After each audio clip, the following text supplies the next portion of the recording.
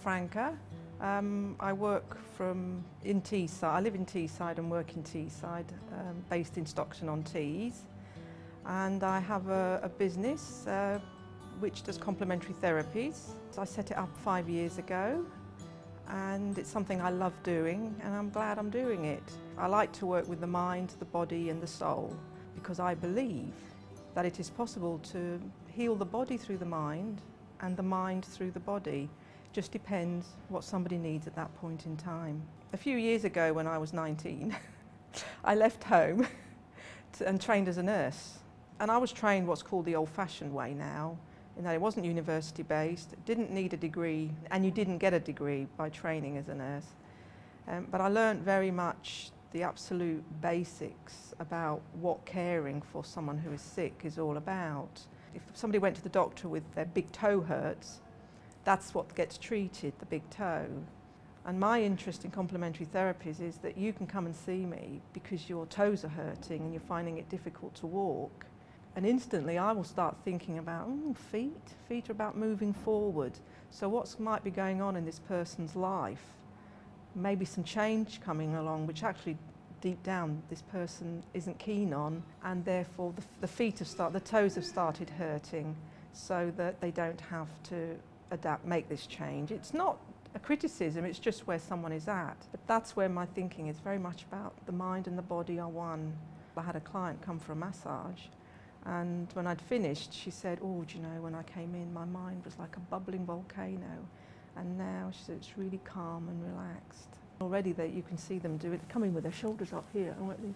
And as we're talking, I can just see them doing this and getting comfortable and saying, "Oh, do you know, that shoulder that was hurting, it's already feeling a lot less painful." We're all very fascinating in how the same thing will affect people so differently. I specialised in coronary care nursing, and it was interesting. You'd get some patients, that's it, the heart attack meant it was the end of their life as they knew it, they won't be able to work again, oh my goodness me, my life is finished.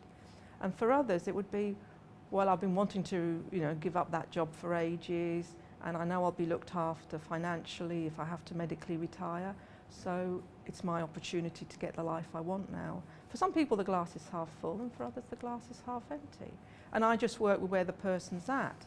Because of the nature of the work of providing therapies, whether it's talking therapies or hands-on body treatments, in a way I am the product. So they get me and how I approach things. For me, it's very much about, you've booked that time slot for a treatment and that is your time. It's very much the client's me time. It's not my intention to boot you out of the door as soon as your treatment's finished because I've got someone else waiting. I do allow that time.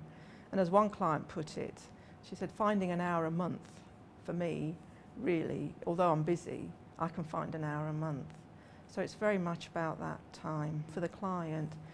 And I totally focus on the client. That's all the attention. Whatever's going on for me outside, that's parked outside.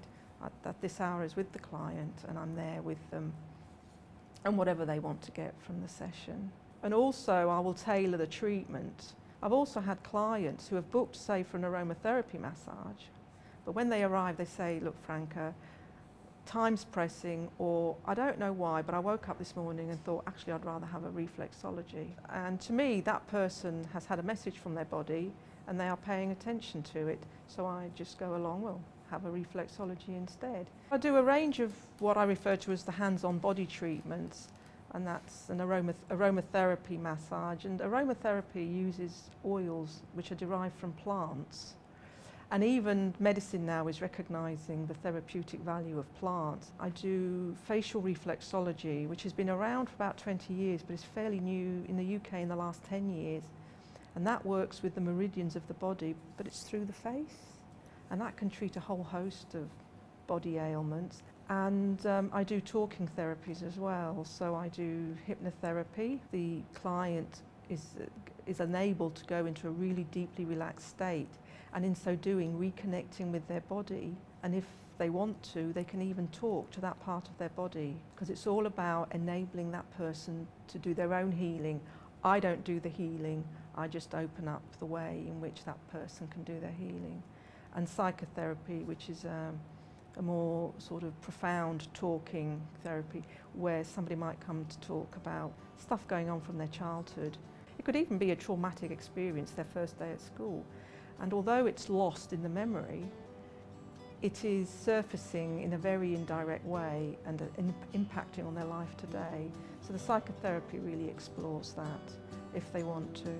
But I've had clients come to me for crystal healing, which is an energy healing using crystals, which are absolutely wonderful to work on childhood trauma issues, emotional trauma. But we've done it through crystals. They haven't had to give me any detail, but through the crystals they've found the root cause and they've been able to actually work with that and get rid of it if that's what they wanted to do. So all times the client is left actually in control of the outcome.